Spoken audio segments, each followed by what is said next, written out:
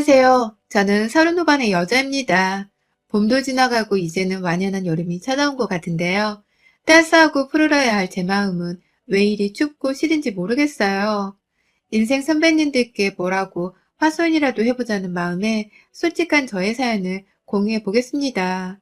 저는 3살 연상의 40대 남편과 함께 살고 있습니다. 결혼한 지는 올해로 4년차가 되었는데요. 둘 다 바쁘게 일을 하다가 허겁지겁 결혼을 해서인지 마음먹는 대로 아이가 쉽게 들어서지는 않더라고요. 그래서 아직까지 저희 부부는 자식이 없고 강제 딩크족으로 주변 어른들께 소개를 하면서 살고 있습니다. 안 그러면 왜 애를 안 낳고 여태 그러고 있냐는 따끔한 훈계를 너무 많이 들어야 했거든요.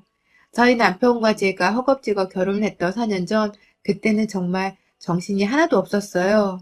사귀고 있던 남편이 갑자기 결혼 얘기를 끄집어내는 바람에 전 그제서야 전에 없던 결혼 생활을 해보기 시작했었죠.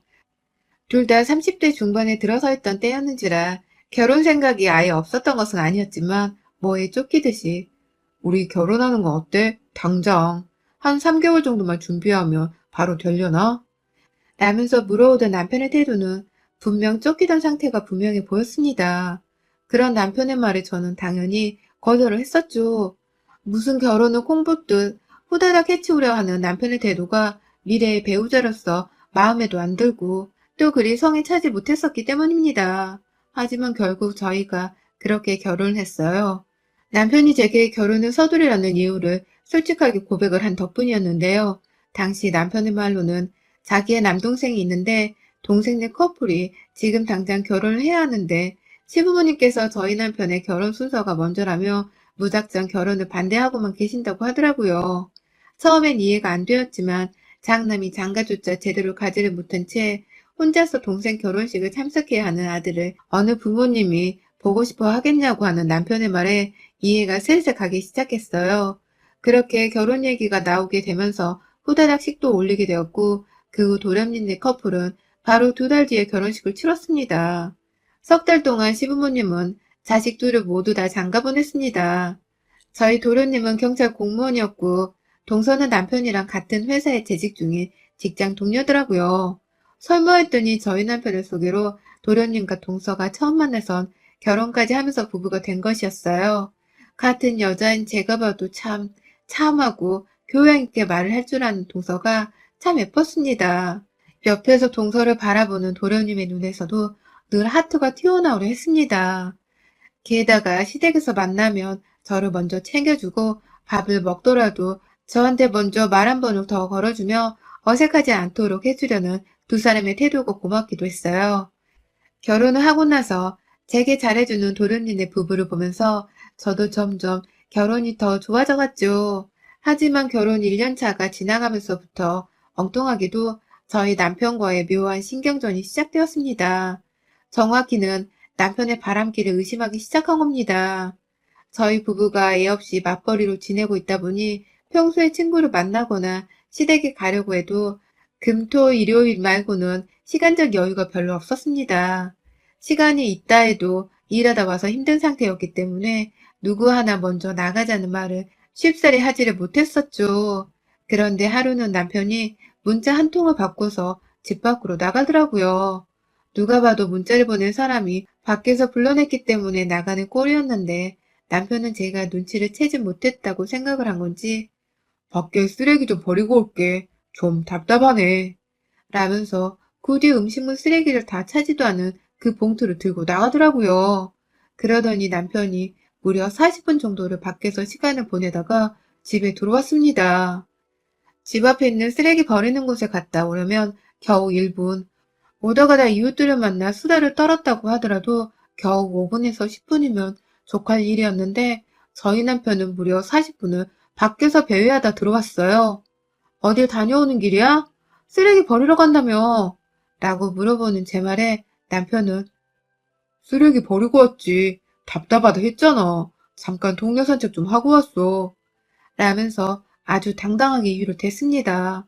너무 당당하게 얘기를 하니 저도 제가 가진 의심이 긴가민가 하기 시작했고 그래서 별일이 아니었을 수도 있겠다며 웃어넘기를 했습니다. 하지만 그날 밤새도록 잠을 제대로 잘 수가 없더라고요. 제가 젊은 쪽에 사랑과 전쟁 같은 프로그램을 너무 많이 봐서 그런가? 혹여나 이 남자가 신혼이 지겹다면서 그 사이 딴 여자랑 바람을 피우러 나간 건 아닌가 싶어서 의심을 하게 되었고, 결국 그날 남편의 핸드폰을 몰래 들춰봤어요. 그리고 저는 카톡의 마지막 화면에 띄워져 있는 동서를 봐버렸죠. 동서가 제 남편한테 뭐해? 나 산책하고 싶어. 라고 문자를 보내왔더라고요. 지 남편을 놔두고 마누라랑 있는 제 남편을 불러낸 것입니다. 너무 기가 막혀서 자다 말고 그 문자를 본 채 남편을 깨웠어요. 그러자 남편은 자기 핸드폰을 뒤진 거냐면서 불같이 화를 냈고 당장 제 손에 들린 자기 핸드폰을 뺏어가더니 너 뭐 우부증 같은 거 있냐? 라는 말을 남기곤 작은 방으로 가서 잠을 자더라고요. 좀 더 신중하게 남편의 뒤를 캤어야 하는데 오두방정을 떨면서 남편을 깨워 흔들어댄 저의 실수였던 겁니다. 결국 그날 저는 남편으로부터 오히려 핸드폰을 뒤진 의부증 여자 취급을 당하며 미안해, 내가 실수했어. 라는 사과를 먼저 해야만 했고요. 남편도 빨리 그 상황에서 벗어나고 싶긴 했던지 다시는 그러지 마. 내가 설마 재수씨랑 바람이라도 피웠다고 생각하는 건 아니지? 내 동생 마누라랑 당신이 그렇게까지 저질스럽지 않길 바라본다. 라면서 제 탓인 걸 다시 한번 확인을 시킨 채 사과를 받아줬어요. 기분이 전혀 개운하지도 않고 좋지도 않고 불편한 것만 한가득이었습니다. 동서를 생각하면 이도저도 정말 남편 생각이 나서 미칠 것 같았죠. 그날 후로부터 남편은 몇 번이고 퇴근을 하고 나서 저를 둔 채 혼자 산책을 하겠다고 집을 나섰고요. 가장 길게 자리를 비웠을 때에는 거의 1시간 반 정도를 비우기도 했었어요. 어딜 갔다 왔냐 물어보면 남편은 산책을 하고 왔다며 대답을 잘 해줬었는데 그것도 지속이 되니 또 의심하는 거야 나를? 라면서 거들먹거렸고 그 바람에 저는 또 혼자 꿍해질 수밖에 없었습니다. 계속해서 그 상대가 동서는 아닌지 남편과 밖에서 만나는 혹은 불러내는 사람이 동서가 아닐런지 의심의 꼬리를 물었습니다. 그런데 그 후 동서는 도련님과의 아이를 임신까지 해서는 출산까지 했어요. 제가 내 남편과의 관계를 의심한 것이 말짱 도루묵 같았을 정도로 도련님과의 관계가 참 좋았죠. 또 아무렇지 않게 도련님 앞에서 제 남편이나 저와 함께 농담도 잘 주고받으며 살갑게 지내더라고요. 저는 혼자서 남편의 불륜을 의심했었는데 동서는 그걸 까마득히 모른 채로 저를 여전히 형님이라며 잘 챙겨주기에만 바빴어요. 가끔 부부 사이 좋으라면서 커플 잠옷을 선물해주기도 했고 제가 커피를 좋아하는데 쇼핑하다가 마음에 들었다며 커피잔 세트를 사주기도 했고 말이죠. 형님인 저는 임신을 안 했는데 자기 혼자 일을 먼저 가져버린 게 미안하다는 말까지 하면서 제 사소한 기분들을 배려하고 이해하려 해주는 동수의 태도가 너무 고맙고 또 미안했습니다. 그쯤 되니 내가 괜히 엄한 동수한테 오해할 생각을 해버린 건가 싶어서 죄책감이 들기도 하더라고요. 그래서 얼마 되지는 않았지만 저 또한 동수에게 마음을 표현하고자 참 잘해주었어요. 동수네 집이 저희 집이랑 가까워서 걸어서는 얼마 걸리지도 않았는데 퇴근길에 괜히 동서네 집에 들려서 애를 봐줄 때도 있었고 동서네 부부가 놀러 간다고 하면 아예 하루 종일 애를 저희 집에 데려와 돌봐준다든지 또 가벼운 술친구가 필요로 할 때에도 일부러 동서를 찾기도 했습니다. 모유술 때문에 동서는 맥주를 안 마시고 탄산수나 음료수로 대신을 하곤 했지만 찾아갈 때마다 저를 반겨주고 대화 상담도 잘해주는 동서가 늘 고마웠어요. 그러다 보니 저도 1년 전쯤엔 솔직하게 그간에 제가 남편과 동서 사이를 오해했던 것에 대해서 마음을 털어놓기도 했죠. 동서, 나는 솔직히 동서랑 내 남편의 사이를 의심했어. 동서가 그날 밤에 우리 남편한테 산책하자고 연락 온 문자를 봤거든. 그것 때문에 남편이랑도 싸우고 내가 동서를 좀 싫어했었는데 이제는 알겠어. 내가 확실히 두 사람 사이를 오해했던 거란 걸. 라고 말을 하니 동서가 한참 제 얘기를 듣다가 눈물을 보였습니다. 형님, 저 때문에 두 분이서 싸우신 거예요? 전 그런 줄도 모르고 저도 그날 기억해요. 그날 야근하는 남편한테 문자를 보낸다는 게 그만 아주버님께 실수로 보내버릴지 뭐예요. 근데 전 아주버님이 문자를 씹어서 당연히 제가 문자를 잘못 보낸 줄 아셨다고 생각을 했어요. 라고 말을 하는데 그제서야 퍼즐이 맞춰지더라고요. 동서가 잘못 보낸 문자였을 뿐 내 남편은 진짜로 동네 산책을 하다가 집에 좀 늦게 들어왔던 거라고 말입니다. 그날 후 저는 좀 더 동서에게 마음을 솔직히 털어놓으며 부부 사이의 고민도 아낌없이 공유를 했어요. 나이가 내일 모레 40인데 아이가 아직도 없어서 고민이 된다는 말도 했고, 혹 남편이 나를 여자로 보지 않아서 아이를 가지려는 것에 적극적이지 못한 게 아닌가 하는 속마음을 비춰내기도 했죠. 그러면 동서는 그럴 이유 없잖아요. 아주버님도 형님만큼 힘드신데 남자라서 표현을 잘 못하고 계시는 걸 수도 있어요.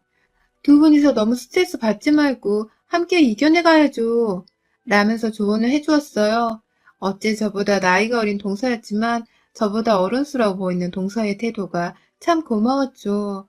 그렇게 저는 동서의 조언을 받들면서 좀 더 남편을 이해하고 알아가려고 애를 썼습니다. 부부끼리 젊은 시절 데이트를 하듯이 풋풋한 시간을 가져보는 걸 추천한다는 동서의 말에 남편이랑은 좀 더 데이트를 자주 해보려고도 했죠. 퇴근 후 영화관에서 만나 영화 보고 밥을 먹고 들어간다든지 주말에는 꽃구경부터 눈구경 등 계절에 상관없이 함께 데이트를 하는 시간을 자주 가져보고자 했습니다.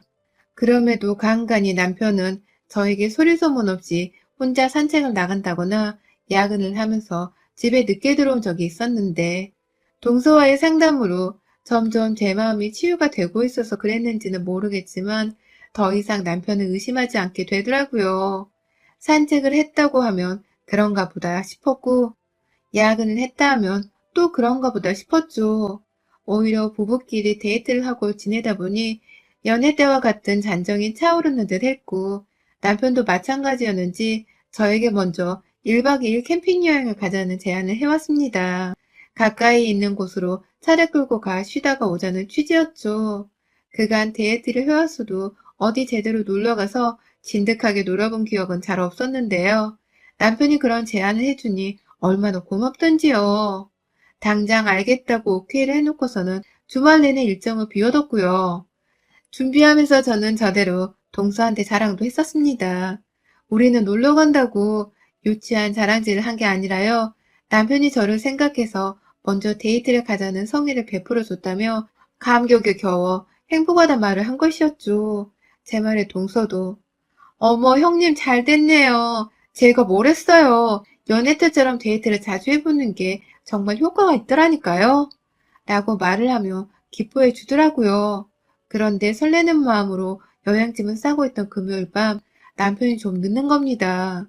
전화를 해도 전화를 받지 않고 문자로 넣어도 제 문자를 읽지도 않더라고요. 이 사람이 지금 뭘 하는데 일이 소식이 없나 싶어서 당황하던 중 저는 혼자서만 여행을 갈 준비를 다 마쳤고요. 남편은 그날 11시가 조금 넘어서야 집에 들어왔어요. 술이 취한 채로 말입니다.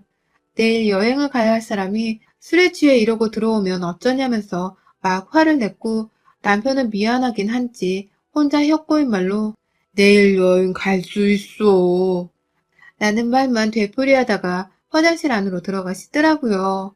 그러더니만 여행을 가야 하니 빨리 잠이나 자자면서 침대 위로 들어가는데 제 기분이 너무 찝찝했습니다. 꼭 가기 싫은 사람을 제가 억지로 여행에 데려가려 하는 꼴만 같았어요. 괜히 나 때문에 남편이 피곤한데도 여행을 간다고 시간을 내준 건가 싶어서 마음이 편치 않은 채로 잠이 들었고 다음날 오전 8시가 되어서 불이 났게 출발을 하고자 일어났는데 글쎄 남편이 제 옆에 없는 겁니다. 벌써 일어나서 준비를 하고 있나 싶었는데 밖에서 현관으로 나가는 소리가 들리길래 후다닥 따라가 보니 제 남편이 혼자서 옷을 입은 채로 밖을 나가려다가 저랑 딱 마주쳤어요. 당신 어디가? 우리 여행은? 이라고 물어보는 제 말에 남편은 아, 그게 저기 있잖아. 내가 지금 급한 일이 있어서 여행은 취소할 것 같아. 나 지금 바로 가봐야 하거든. 여행은 우리 다음 주에 가자. 진짜 정말 미안해. 라는 말과 함께 얼굴이 이미 새파랗게 질려버려서는 밖으로 후다닥 나가버렸습니다. 제가 아무리 남편에게 전화를 해도 받지를 않고 당장 집으로 돌아와. 나하고의 약속을 이렇게 일방적으로 파토내버리면 어떡하자는 거야? 라면서 문자도 여러 차례 보내봤습니다. 하지만 제 아무리 연락을 해봐도 남편은 소식이 없었고 저는 거의 아침에 눈 뜨자마자 멘붕에 빠진 상태였죠. 이미 남편을 찾는다고 무의식 중에 집을 나와서는 집 앞 골목을 계속해서 서성이고 있었고요. 남편의 차가 그대로 집 앞 주차장에 세워져 있는 것으로 보아 어디에 달려나가기라도 한 것 같았습니다. 도대체 누굴 만나러 가길래 와이프랑의 약속도 당일날 바로 파토를 내버리고 사라지는 건지 얼척이 없었어요. 혼자 산책을 나가면서 집을 비우던 내 남편의 지난 행적들이 순식간에 머릿속을 스쳐 지나가면서 오만 생각이 다 들었죠. 혹 남편이 연락하던 여자를 만나려고 사라진 건 아닌지, 그 여자와 지금 함께 시간을 보내려고 한 건 아닌가 싶었어요. 순식간에 저의 마음은 떠난 남편을 찾아야 한다는 생각에서 버림을 받은 여자라는 생각으로 바쁘게 변질이 되어버렸고요. 그렇게 저는 남편을 향한 원망을 더해 수치스러운 마음에 집을 나섰다가 결국 동서를 찾아갔습니다. 제 마음을 당장 의지할 사람은 가까이 살던 동서뿐이었으니까요. 주말이라 분명 서방님도 집에 계실 텐데 실내와 쪽팔림을 무릅쓰고 그냥 동선의 집으로 무작정 갔어요. 가서 내가 한 풀이라도 좀 하면 도련님도 그렇고 동서도 그렇고 제 편이 되어줘서 제 욕이라도 신랄하게 받아줄 것 같았거든요.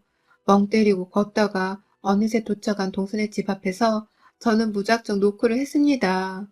집에 애가 있어서 벨 누르지 말라고 적혀있는 스티커를 보고 그 와중에 제 딴에는 동선의 애를 배려한 것이었죠. 한참 노크를 하자 안에서는 동서가 누구세요? 라고 불러댔고 저는 차마 대답할 힘이 없다며 현관 앞에 쭈그려 앉아버렸어요. 자꾸 불러도 밖에서 대답이 없으니 동서가 현관 근처까지 나와서는 또 누가 장난치는 거야? 라면서 말을 하더라고요. 아무래도 그 비슷한 시기에 동네 꼬맹이들이 남의 집 배를 누르면서 장난을 쳐왔던 것 같아요. 그런데 동서가 그 말을 도련님께 하고 있는 줄로만 알고서 자리에서 일어나 동서를 부르려고 했는데 굉장히 낯익은 목소리가 들려왔습니다. 그런 건 다음부터 확 경찰에 신고를 해버려. 라고 옆에서 누가 단호하게 말을 하더라고요. 순간 저는 제 남편의 목소리인 줄 알았어요. 너무 비슷해서 혹 하려다가 도련님이나 남편이나 형제라서 목소리가 비슷하겠거니라고 생각을 하며 무시를 하려 했죠. 그러자 곧이어 그래야겠어. 나는 동서의 대답과 함께 두 사람이 동시에 현관에서부터 멀어져 갔습니다. 그리고 저는 정말 혹여나하는 마음에 다시 한번 손에 쥔 제 핸드폰으로 남편에게 전화를 걸었고요. 동선이 집안에서 들려오는 벨소리와 거참 진짜 귀찮게 하네. 나는 동서의 비명이 섞인 짜증의 목소리를 듣고 나서야 100% 확신하게 되었어요. 저 집안에 들어가 있는 남자가 도련님이 아닌 제 남편이라는 것을 말입니다.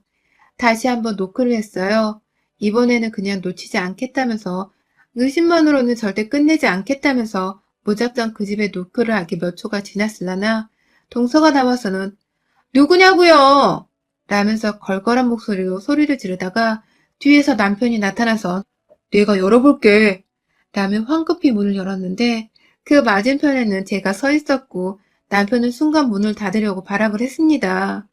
발부터 집어넣고 문이 닫히는 걸 막고자 한 저는 남편이 억지로 닫으려 하는 문에 발이 껴서 아프다며 거짓 소리를 질러버렸고 놀란 남편이 뒷걸음질을 치는 틈을 타서 문을 열고 동선의 집 안으로 들어왔습니다.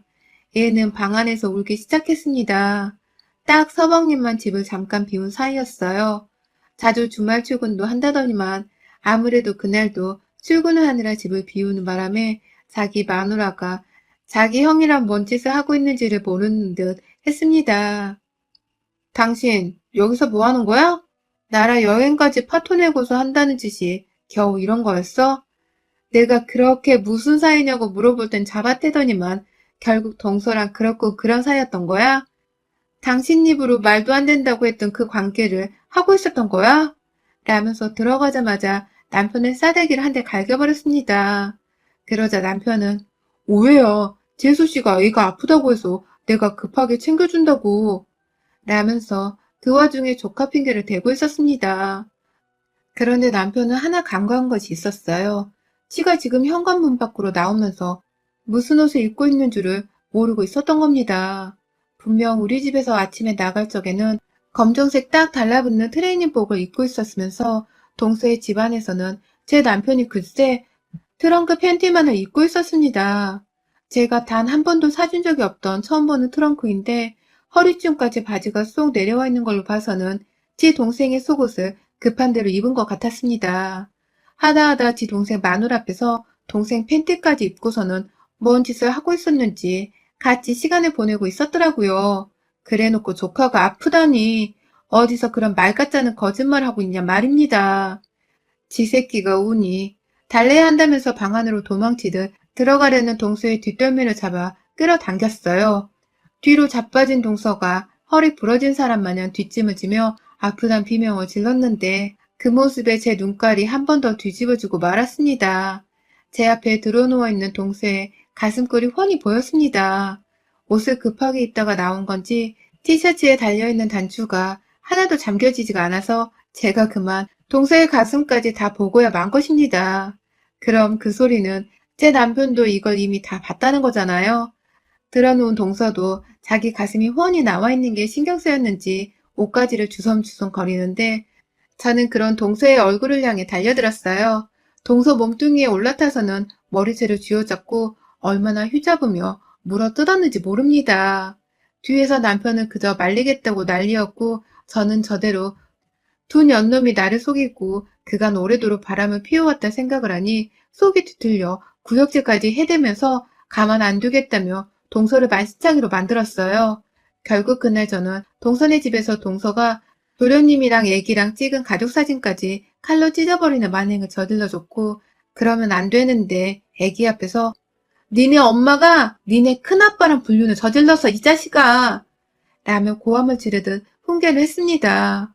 본인들이 생각해도 잘못한 줄 알겠는지 남편은 그만하라며 애원하다가 힘으로 저를 데리고 집을 나서려고 했는데요. 아쁘싸. 도련님이 집에 오셨더라고요.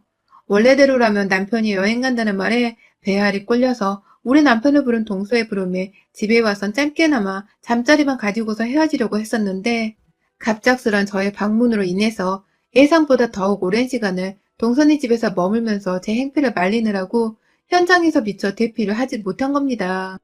제 시각에 집에 도착한 도련님과 딱 맞닥뜨리자마자 남편은 왔어? 와이프가 술을 좀 마셔서 라면서 모든 걸 제 탓으로 하려는 듯이 저를 끌고 나가려 했고 저는 도련님께 눈물을 흘리면서 말했네요. 당신 와이프 관리를 잘했어야지. 그 오랜 시간을 당신 형이란 마누라가 바람을 피우는지도 모르고 매번 그렇게 주말이면 일하러 자리를 비운 거야? 도련님, 이 년놈들이 바람을 피운다는데 도대체 어떡하냐고요. 라면서 존대를 썼는지 반말을 썼는지도 모르게 한참은 사실을 말했습니다. 찢어진 가족사진을 보고 충격을 받은 건지 도련님도 한참 가만히 서 있기만 하다가 얻어맞은 자기 마누라의 상태를 보고는 장난이 아니다 싶었는지 아무 말을 건네지 않은 채 저를 붙잡고 있는 제 남편의 손을 떼어주었습니다. 설마 자기 형편을 드는 건가 싶었는데 조용히 제 남편을 보던 도련님이 곧이어 아주 강력한 주먹 한 방을 남편에게 날려버렸습니다. 결국 도련님도 저의 말을 믿어주기로 한 것이었죠. 저희 남편과 동서는 같은 회사를 다니면서 각자의 파트너를 두고서 더러운 썸을 타왔던 두 사람이 결국은 각자의 파트너를 향해 시샘까지 하는 단계에 이르렀었나 봐요. 그러니 남편도 결혼한다는 도련님들을 따라서 저와 결혼을 한 것이었고 또 동서는 저하고 여행을 간다는 남편이 샘나서 여행 당일에 제 남편을 자기 집으로 불러들이는 개같은 짓을 벌인 것이었습니다. 결국 둘이서 자신의 배우자들에게 최선을 다하기는커녕 오히려 뒤에서 은큼한 생각을 가지며 상대의 배우자를 탐하 궁리만 하고 살았던 것이더라고요.